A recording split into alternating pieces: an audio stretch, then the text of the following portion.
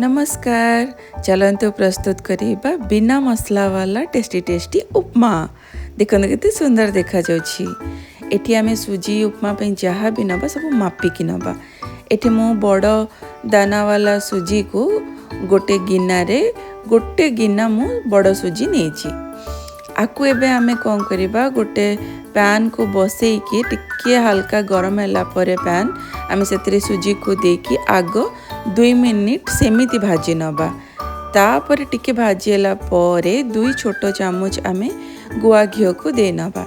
गुआ घियो को देकी आउ 2 मिनिट सुजी को मीडियम टू लो आंच रे बहुत भल कि फ्राई करिबा। देखंतु केते गोल्डन कलर आस जाइछि। ताको आमे गोटे गिना को पुणी काढी नबा। एठी मु सबु उपमा रे दरकार थिबा सामग्री को काटी नेछि। आमे एबे गोटे पैन बसेबा।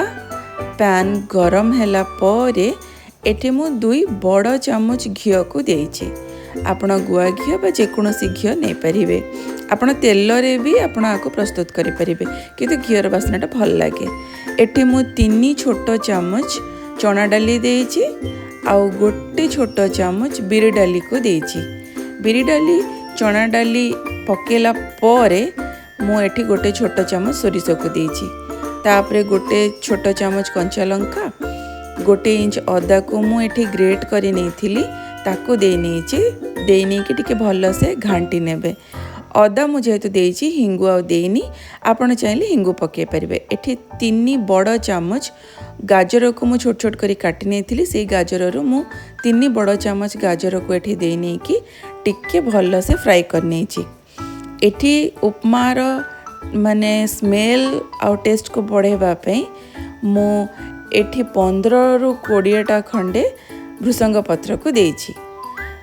कैप्सिकम ग्रीन कैप्सिकम को मु 3 बड़ चामच आ ग्रीन मटर को मु 3 बड़ चामच देकी परे पुणी फ्राई कर नेछि। आग देखिबे गाजरटा टिके फ्राई हला परे ग्रीन मटर आ कैप्सिकम पकेबे। एगुडा सब भाजी हला परे मु एठी कौन करिछि जो गिनारे में सुजी नहीं थिले सेई गिनारे ही 3 गिना मापी कि मु पानी नेछि। आपण मेजरमेंट ठीक रखिबे। गोटे गिना सुजी को 3 गिना पानी। तापरे स्वाद अनुसार मु लूण दे नेछि।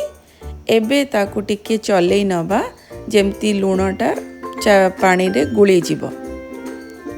तापरे एठी मु कौन कली ढांकुणी देकी ताकू पानीटा को फुटिबा पई छाड़ी देबे। एठी देखंतु मु गोटे छोटो पैन नै कि सेथिरे 2 चामच घियो को दे नेछि। तापरे सेठिरे 8 रु 10 टी काजू को दे नै कि भलो से फ्राई करि नेछि। तापरे काजू को काढ़ी देली फ्राई टिके हैला परे सेथिरे मु किसमिस को देकी मध्य बहुत भलो से फ्राई कर नेछि। एठी मु ब्लैक किसमिस नेछि। आपण चाहिले जो नॉर्मल वाला ब्राउन वाला किसमिस आसे ताको भी नहीं परिबे। काजू आ किसमिस आमे उपमा रे पकेले उपमार टेस्ट आहुरी भलो लागे। एटा ऑप्शनल अछि। आपण चाहिले पकेई परिबे नहले स्किप करि परिबे। एठी देखंतु हमर जो पानीटा फुटी जाइछि। पानी जेते बेले देखिबे एंती फुटी जीवो आपण सेतिरे हल्का हाथ रे सुजी को टिके टिके पके कि गोटे हाथ रे पकेबे गोटे हाथ रे गुलेबे। एठी मने रखिबे गैस रो आंच को पूरा सीम करि नेबे। एटा होची टिप्स। आंच को कम करिकी सुजी को पके कि घांटीबे। तापरे मु जो फ्राइड काजू आ किसमिस रखिथिली ताको भी देकी टिके समय घांटी नेछि। तापरे हाफ मिनट 30 सेकेंड रो गोटे मिनिट ताको ढांकुणी देकी सिझेई नेबे। एबे देखंतु हमर उपमा पूरा पूरी रेडी हे जाइछि। एबे आमे गैस रो फ्लेम को ऑफ करी देकी ताको छाड़ी नबा 5 मिनिट पर्यंत। एठी देखंतु उपमा केते सुंदर देखा जाउछि। मो स्टाइल रो उपमा थरे बने की देखंतु तापरे खांतु। आ जदि वास्तव रे मोर उपमा रेसिपी भलो लागिथिला ताहले आसी की कमेंट सेक्शन रे कमेंट करंतु। एठी देखंतु आपण ए उपमा को खाली भी खाई परिबे नले चा सहित एंजॉय करि परिबे। आपण उपमा और चा रो कॉम्बिनेशन भी बहुत बढ़िया लगे। आपण मोर रेसिपी को पूरा देखिथिबारु बहुत बहुत धन्यवाद। चा पई खीर काढला बेले आकु बास्ना हे गला। आम बिल्ली मौसी आपण को जदि मो चैनल रेसिपी भल लगी थे मोर रेसिपी को लाइक करंतु चैनल को सब्सक्राइब करंतु धन्यवाद।